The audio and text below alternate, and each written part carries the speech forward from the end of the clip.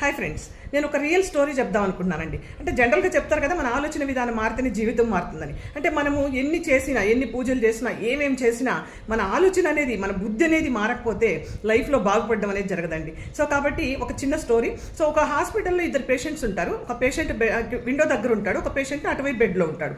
ఈ విండో దగ్గర ఉన్న పేషెంట్ ప్రతిరోజు అటువైపు చూసి విండోలో నుంచి చాలా అందమైన దృశ్యాలను చూసినట్టు ఫీల్ అయిపోతూ ఈ పర్సన్కి అవన్నీ చెప్తూ ఉంటాడు హ్యాపీగా. సో అయితే ఈ పర్సన్కి కాన్సన్ట్రేషన్ ఏంటంటే చాలా జెలస్ ఫీల్ అవుతుంటాడు. విండో దగ్గర బెడ్లో నేను ఉండాలి సో అనుకుంటుంటాడు అనమాట. కాబట్టి ఆ పర్సన్ ఒకరోజు ఊపిరాడక చనిపోయే పరిస్థితి వచ్చినా కూడా ఏ డాక్టర్కి ఇన్ఫార్మ్ చేయకుండా, అసలు ఎలాంటి మెసేజ్ ఇవ్వకుండా అతను చనిపోయే విధంగా చేస్తాడనమాట. సో బట్ డాక్టర్ చనిపోయిన తర్వాత ఈ పర్సన్ డాక్టర్ని రిక్వెస్ట్ చేసుకుని ఆ విండో దగ్గరకు వచ్చి ఆ బెడ్లో ఉంటాడనమాట. సో అటువైపు కిటికీలో నుంచి అతను చూసినప్పుడు అక్కడ ఎలాంటి దృశ్యాలు లేవు. సో అక్కడ నార్మల్ ఉంది, చెత్తా చెదారం ఉంది. అంటే ఆయనకి హ్యాపీనెస్ ఇచ్చాడు, ఆయన ప్రాణాలు పోగొట్టాడు. కాబట్టి మన ఆలోచన విధానం అండి, ఒకరికి హెల్ప్ చేసే విధంగానే మన ఆలోచన ఉండాలి.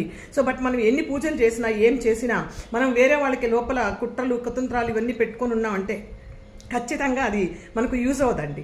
హ్యాపీగా ఉండాలంటే మనం అందరికీ మంచి ఇవ్వాలి, మంచిని చెప్పాలి. అట్లీస్ట్ మారుతూ ఉంటారు చిన్న చిన్నగా. ఫస్ట్ మనం మనం ఆ మార్పుని వేరే వాళ్ళకి ఇవ్వగలగాలి. కొంచెం పెద్దగా ఉంటుంది, కంప్లీట్గా చూడండి.